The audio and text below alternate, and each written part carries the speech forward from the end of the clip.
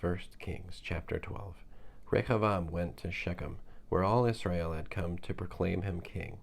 When Yarovam the son of Nevat heard of it, for he was still in Egypt where he had fled from Shlomo, so Yarovam was living in Egypt. But they sent and summoned him. Yarovam and the whole community of Israel came and said to Rehoboam, "Your father laid a harsh yoke on us, but if you will lighten the harsh service we had to render your father and ease his heavy yoke that he put on us, we will serve you." He said to them, "Leave me alone for 3 days, then come back to me." So the people left. King Rehoboam consulted the older men who had been in attendance on Shlomo his father during his lifetime and asked, "What advice would you give me as to how to answer these people?" They said to him, "If you will start today being a servant to these people, if you will serve them, be responsive to them, and give them favorable consideration, then they will be your servants forever."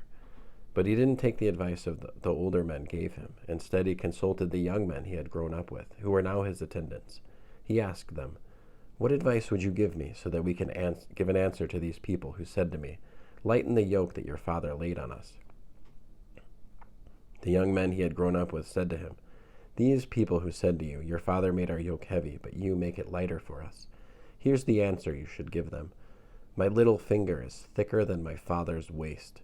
Yes, my father burdened you with a heavy yoke, but I will make it heavier. My father controlled you with whips, but I will control you with scorpions." So Yarovam and all the people came to Rehoboam the 3rd day, as the king had requested, by saying, "Come to me again the 3rd day." And the king answered the people harshly. Abandoning the advice the older men had given him, he addressed them according to the advice of the young men and said, "My father made your yoke heavy, but I will add to your yoke. My father controlled you with whips, but I will control you with scorpions." So the king didn't listen to the people, and that was something Adonai brought about, so that he could fulfill his word, which Adonai had spoken through Ahiah from Shiloh to Yarovam the son of Nevat. When all Israel saw that the king wasn't listening to them, the people answered the king, "Do we have any share in David? We have no heritage in the son of Yishai. Go to your tents, Israel. Care for your own house, David." So Israel left for their tents. But as for the people of Israel living in the cities of Yehudah, Rehoboam ruled over them. King Rehoboam sent Adoram, who was in charge of forced labor, but all Israel stoned him to death. King Rehoboam managed to mount his chariot and flee to Jerusalem. Israel has been in rebellion against the dynasty of David to this day. On hearing that Yarovam had returned, all Israel summoned him to the assembly and proclaimed him king over all Israel.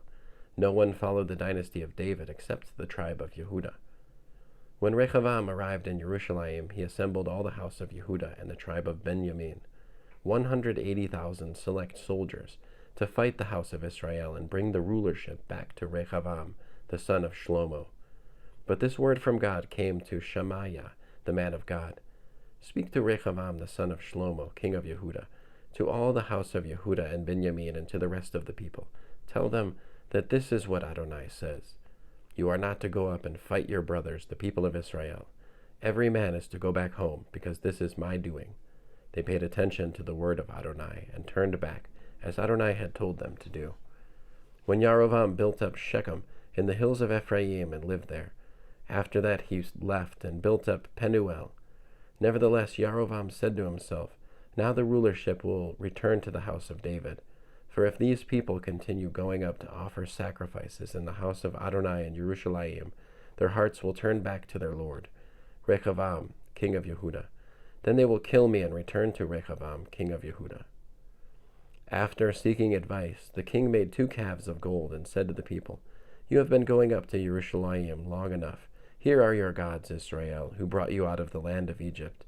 He placed one in Beatel and the other in Dan, and the affair became a sin, for the people went to worship before the one in Beatel, and all the way to Dan to worship the other. He also set up temples in the high places, and made Kohanim from among all the people, even though they were not descended from Levi. Yarovam instituted a festival in the 8th month on the 15th day of the month, similar to the festival held in Yehudah. He went up to the altar in Beatel to sacrifice to the calves he had made, and he placed in Beatel the Kohanim who he had appointed for the high places.